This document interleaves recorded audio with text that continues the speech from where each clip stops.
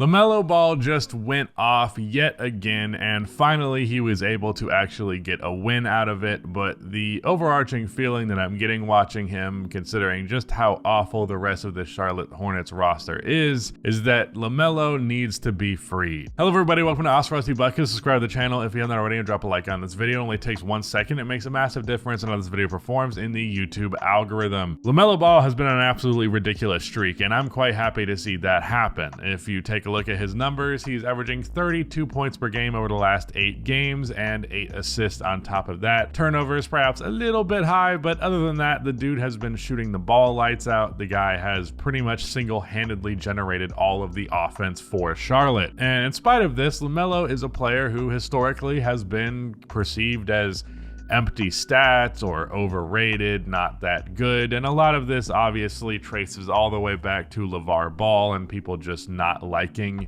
him and the way that he hyped up his kids and a lot of his antics, and I understand that to some degree, but I also feel like it's almost 2024 and you should just grow the hell up and get over it. But that said, LaMelo is so good, and I'm glad that he's playing at this level to prove that. However, what is not so good is the rest of this roster. There's really only 2, maybe 3 bright spots that I would put here. There is technically another one, however, I'm not going to acknowledge him. He is a good basketball player, but fuck that guy. But PJ Washington has had a really good year. His 3-ball percentage has taken a big dip, but overall he's been positive this year. Brandon Miller is a solid enough rookie, and I do think that he can be a good NBA player. I think he's already a solid role player right now who could be a good NBA player in the near future. And Mark Williams, I think, is going to be a very positive center. I don't know if he's going to quite be like an all-star caliber guy, but he's a really big body, good on the boards, good on offensive boards, good in the paint, had a couple of clutch layups in this game, a solid enough defender, although Charlotte is at the bottom of the league in defense. And I do understand that LaMelo Ball is not exactly positively contributing on the defensive end of the floor. He is stealing the ball a decent amount, as you expect out of a point guard, but other than that, he's not really doing much. However, I feel like as the lead creator on this team, really the only main creator on this team, especially in this Celtics game because there was no Terry Rozier. With that being the circumstances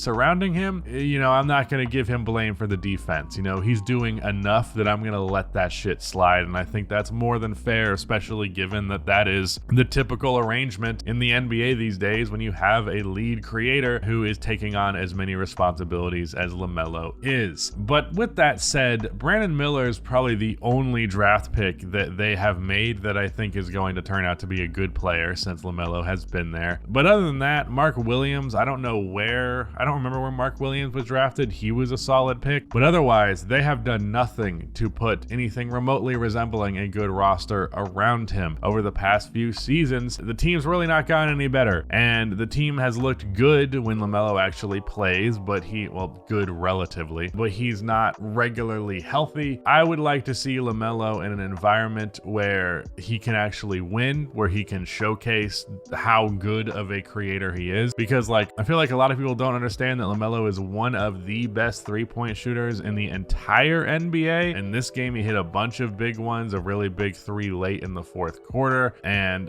a lot of clutch plays, period. If I had any complaint about his game, I feel like he defaults to floaters a little bit too often, is a little bit too afraid to get into the paint. I say that with him hitting a game-tying layup with a decent contest at the end of the 4th quarter here. But overall, definitely that's an area that he could work on. But outside of that, the 3-ball drops, he's really shifty and creative at getting to his spots, whether that's from mid-range or just around the rim, and he makes the right read all the time, and he makes really flashy passes all the time. He threw like a behind-the-back pass to Mark Williams on the fast break. Dude's just good, and I feel like so many people conflate the being flashy, having a showy game, with that automatically meaning it's not actually contributing to winning in any capacity. But if you take a look at the numbers, the Hornets look way better with LaMelo on the floor. In this game versus the Celtics in particular, it's actually pretty comical how night and day the situation was the moment LaMelo checks into the game. The Celtics were up by a decent amount of points, and then in a blink of an eye, LaMelo subs into the game, and it's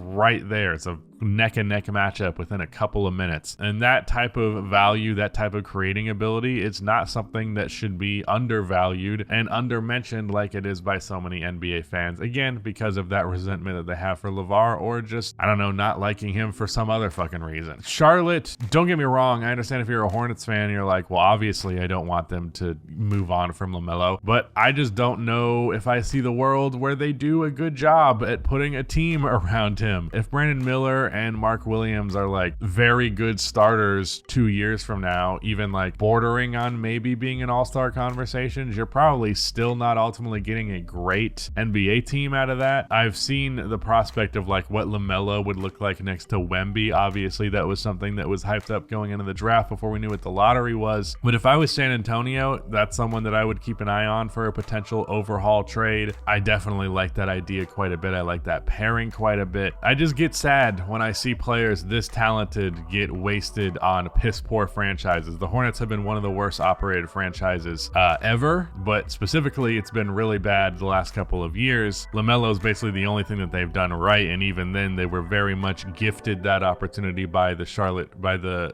Golden State Warriors, making a very dumb decision when drafting James Wiseman.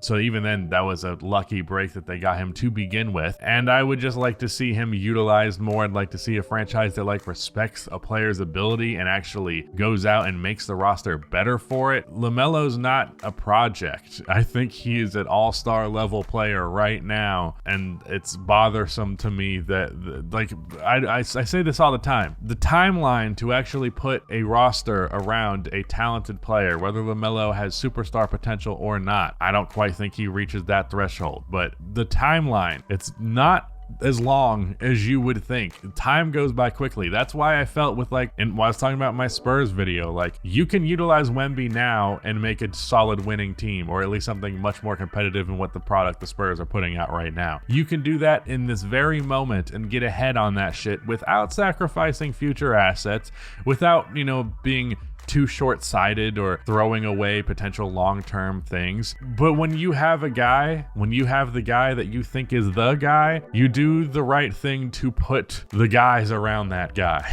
There's my takeaway. But yeah, LaMelo was awesome this game. Jason Tatum was also awesome this game. I don't know what he has against the Charlotte Hornets. I think he said at one point that Charlotte was like a second home for him in terms of like playing basketball, because he just routinely cooks them. He had his best game of the season here, hit a bunch of insane threes. Peyton Pritchard hit a ton of insane threes. I've seen the Celtics play Charlotte twice in person, and both times Jason Tatum had 40 plus points. So I don't know what he has against them, but it's definitely very enjoyable. The Hornets probably only got away with this one because Derek White and Al Horford were not playing, and they very easily could have just been 1-7 in this stretch where you have a player putting up 32 and 8. And that's pretty pathetic. It's pretty freaking pathetic. Barely escaped by on this game versus the Celtics. I'm not happy with Charlotte, but LaMelo's great, and it's time that we start appreciating him as that. Anyways, with that said, shout out to Rudy for editing this video, and goodbye.